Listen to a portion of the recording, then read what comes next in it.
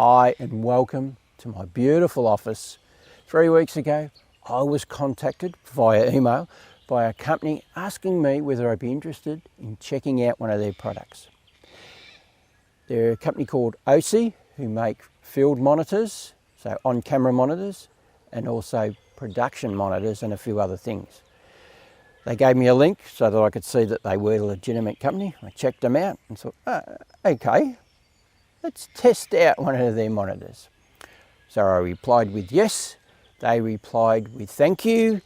We'd like you to test out our updated version from the T5, which is a 5.5 inch monitor.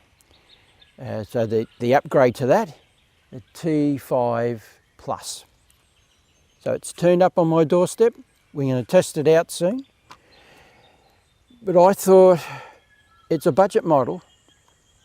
So let's not go into this with any preconceived ideas about being a budget model. I'm not going to watch any videos on YouTube or any related stuff about this. I want to go in with my eyes wide open. So I just wanted to explore it all by myself. Now this company aren't paying me to make this video.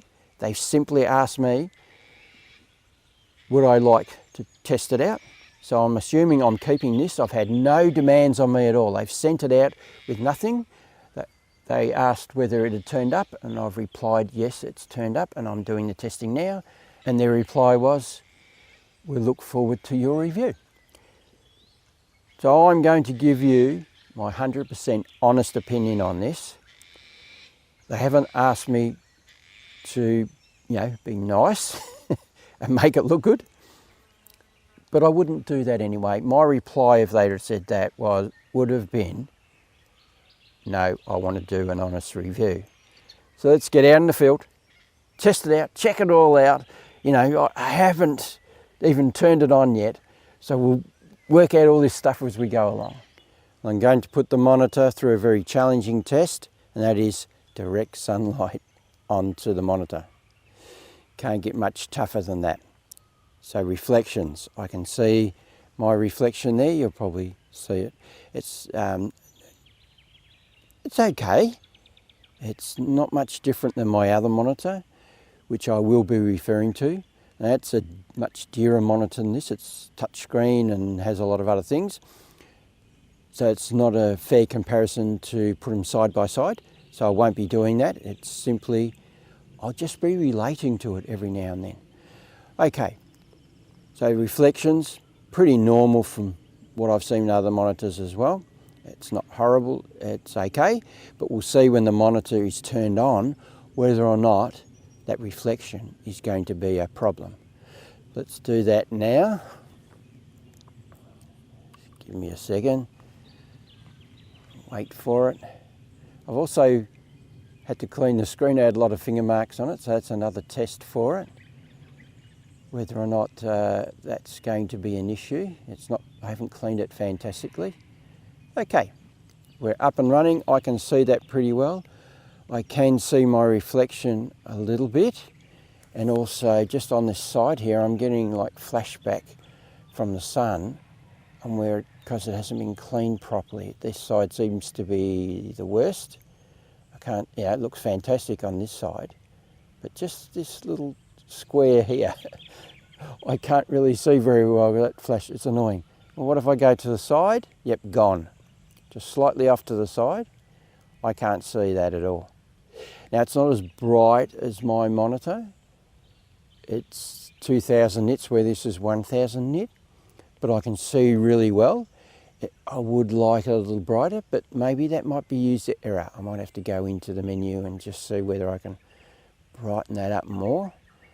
But at the minute, it's okay, but it would be nicer if it was just a little bit brighter. But this is the toughest conditions you could put on a monitor, that is for sure.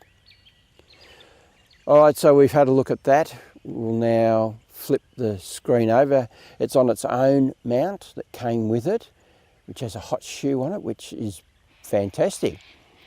It just keeps everything nice and neat. Got my Sennheiser lavalier kit on the side here. Now this monitor does have rotating screens so we can flip it over. The only problem is when I do flip this over, the battery is pretty big. It's those big Sony ones. It just touches. But I can just get it to come over. So there you go. We are ready to jump around the front and test out whether or not I can see the monitor clearly enough to make sure that, you know, my colour isn't untucked and that I look presentable. And also eye detect is getting me, whether or not I can see that properly without putting my hand over my eyes to be able to see that. I shouldn't have to, because 1000 nits, it should be bright enough. But let's get into it. Let's go around and have a look. Right, looking back into the sun. So if I go back to 2 meters, I do have to put my hand over my eyes to see myself properly, but I can see it that I'm in the right position at least. I can't tell whether I've got my colour out, whether I'm presentable. Left my glasses on, so yeah, it's just a little bit dark for this sort of thing, but this isn't how we would film anyway. This is how we would film. We'd get over here away from the sun and just have it on a slight angle so I'm not looking directly into the sun.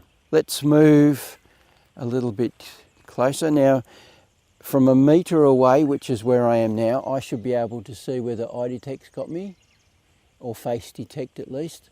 I'm struggling. My hand over. Now I can see it. Yeah, no worries. Eye detect's got me. Put my hand down a bit more. Face detect's got me. Yep. The last test is going to be playback in direct sunlight. How's that going to work for us? Okay, just standing off to the side again. That's looking pretty good. I can see very clear. Let's just make this go forward and see myself in the scene. If I come directly on, yeah, that grease mark's a little distracting. Come back over here. Yeah, no worries. That looks pretty good. Give it thumbs up.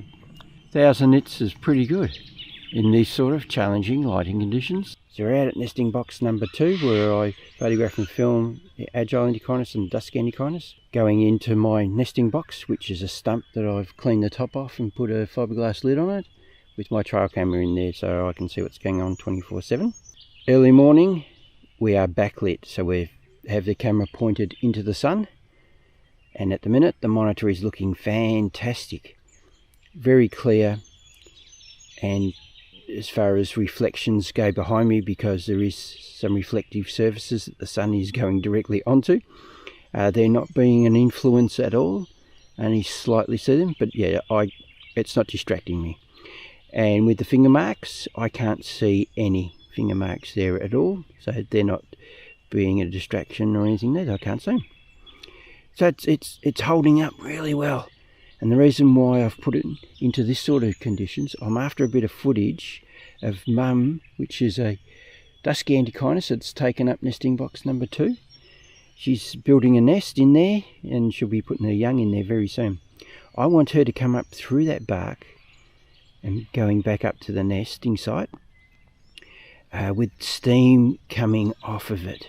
So it's the morning and the sun's just hitting it, so there's a little bit coming from the back of it, but I want it coming from the side. So in another half an hour, hopefully, I can get that steam rising up and she turns up at the same time.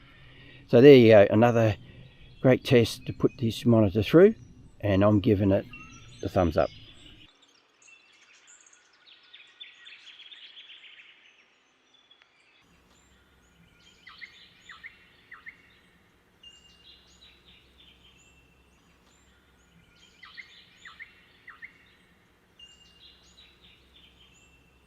Well, now that we've done all that tough testing of the monitor in harsh lighting conditions, let's talk about its functionality.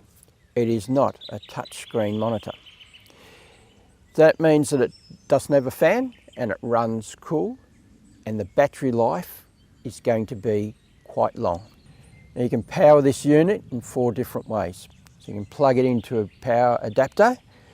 You can power it with 2 different types of batteries. So I have the big Sony battery that I use a lot on my other monitor. And you can also use the Canon batteries. My favourite thing is USB-C connection on this side. That is a game changer. Makes a big difference. Means I don't have to use any battery at all. I just plug it in to what I already have attached onto the tripod when I'm filming wildlife, and that is a power bank. Power bank that I'm using right now lasts me 4 days of solid filming. It's just an awesome power bank. Has 3 points that I can connect into, so there's no problem with me using it for the camera and this at the same time. This doesn't draw a lot of power because it's not touchscreen, and it doesn't have a fan to keep it cool. It doesn't need one. So it's just awesome to have these options. Because it is not a touchscreen monitor, does that mean it's going to be a struggle navigating around, finding the tools that we need? Because we're filming wildlife, things happen really quickly, and we can't be mucking around missing things, trying to search for a waveform monitor or focus peaking or anything like that. With the monitor that I have, it is that because it's touchscreen. I can quickly navigate around, go back to watching out for my subject coming back very quickly. So what Osee have given us is 3 user menus that we can customize.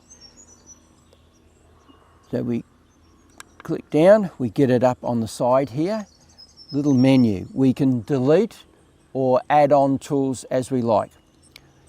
And once we've set them up to the way we like them, we come back out to this menu and highlight it so that we know that it's activated. So it has to turn green. Once we've done that, we move on to the next one. So like on my first one, I've got set up the waveform monitor in exactly the right position that I want it in. And if I don't want that on the screen, I click over to my next one, which is peaking. If I want to use that, it's all there, ready for me to go. On the third one, I've got that clear. I don't have anything on there at the minute, but who knows in the future. If we want to check that our focus is spot on, we simply push the joystick up and keep tapping until we come to 4 times zoom. Now we can also push the joystick downwards to check on the brightness of the screen. I've got all this functionality there if I want it. Quickly and efficiently be able to have things come on when I need them or go away when I don't want them. So touchscreen hasn't been an issue. I've started to forget about it, even in the short time, very short time that I've had this monitor testing it out. The representation of the camera is almost identical in colour and everything. Really impressed with what I'm seeing with this monitor, with the functionality, even with the fonts. They're easy to see, they're small at the side. And I'll just make a really good point about being able to see really well on this screen when I'm filming wildlife and I'm mucking around, checking out different settings, what they do, while I'm waiting for my subject to turn up yesterday. Because this only takes up a little bit of space and everything's spread out nicely and the fonts aren't covered with a backing or anything, a wide backing like this monitor does, I caught a glimpse of something moving at the corner of my eye on the side of the screen here. And that was a female agile antechinus climbing up a tree, going into a hollow. So I filmed it because I could see clearly. With that monitor, I probably would have missed out because it takes up half the screen when you go into the menus. So that was awesome. I didn't miss out on that, and it happened again a few minutes later as it came out. I caught a glimpse of it again, coming out of the hollow with a witchetty grub in its mouth. So I frantically, panicking, trying to capture that. And I stuffed up a little bit, but I got a little bit of footage. So that just impressed me so much that I could see what was going on, even though I am mucking around in the menu. let's talk about battery life. I set it beside me when I was mucking around on the computer with the Canon battery in it out of the Canon 5D Mark II. So it's an old battery. It only had 80% of battery life left. I thought we'd just see how it goes. And I was amazed. It went for an hour and 35 minutes before it failed. Well, it didn't fail, it was still going. The little battery icon that went red. So that obviously it was about to shut down. So that's awesome. Out of a battery that wasn't fully charged, it went for an hour and 35 minutes. So how long is this big Sony battery going to last? Now on my other monitor here, it's just under 2 hours. I would say this would go for nearly 4. That makes this monitor really fantastic for me on my DJI Rowan gimbal. It's hard to try and keep that as light as possible. You've got a monitor on there, you've got the big battery on, but it also has a power bank. So I don't need to use any battery at all. I can put another cable on if I need to. But the Canon batteries are so light, I think I'd stick to that. I'm not going to be filming for that long. So, awesome. Battery life. We can put that out of the picture. It's not an issue at all. Whichever battery or using a power bank you're going to use, we're covered for quite a long time. How much lag does the monitor have? Well, I'm happy to say this has hardly any. It's not really noticeable waving my hand in front of the screen. It seems to be pretty close to what's happening live, which is vital for filming wildlife. Because I have the monitor on the leg of the tripod, I'm not looking directly at my subject. I'll be moving the camera around as I'm looking at the monitor, because the idea of having a monitor is it's bigger than the screen on the back of the camera. So I'm fixated on the monitor, looking for my subject, getting it on, make sure it's all in focus, all those sort of things. So focusing on that, I can have a lot of confidence that it's in real time. This monitor does not record. It's a budget monitor. It's just for monitoring our subject. It does have an SD memory card slot, so we can apply firmware or LUTs. So our camera LUTs or LUTs that we've made up, we can apply them so we can get a good representation of what our footage is going to look like. So don't go thinking that you're going to be able to screen record or record straight off the camera. It doesn't have that capability.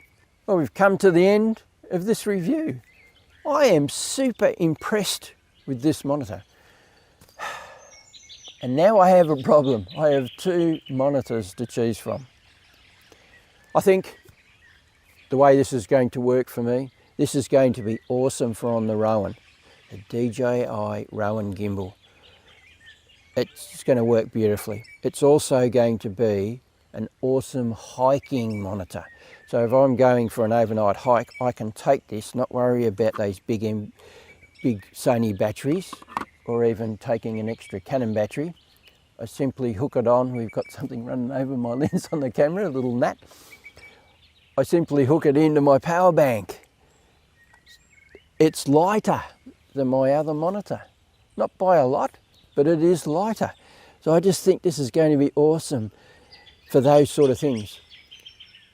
My monitor, seeing as how I bought it and paid a lot of money for it, that's going to be awesome for what we did before with that harsh testing with sunlight directly onto it and me looking at the monitor with sun directly in my eyes.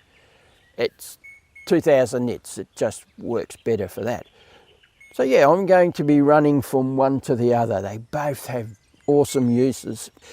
And this is my honest, I promise you, my honest opinion is it's a great little monitor at a reasonable price too, packed with features, and that USB-C connection going into a power bank, that is my favourite item on this.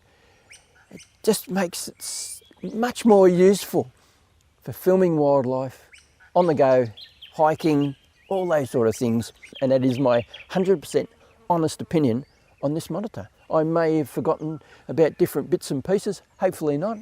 I've looked at my list, I can't see anything on there that I think I've missed. So I think we'll finish up here.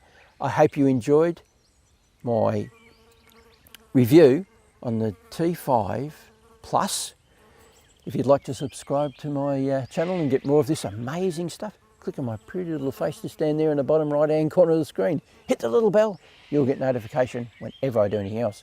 And if you want to go and have a look at all the other mad and crazy things I've been doing in the past, click on my icon right here at the end of this video, take it to my channel.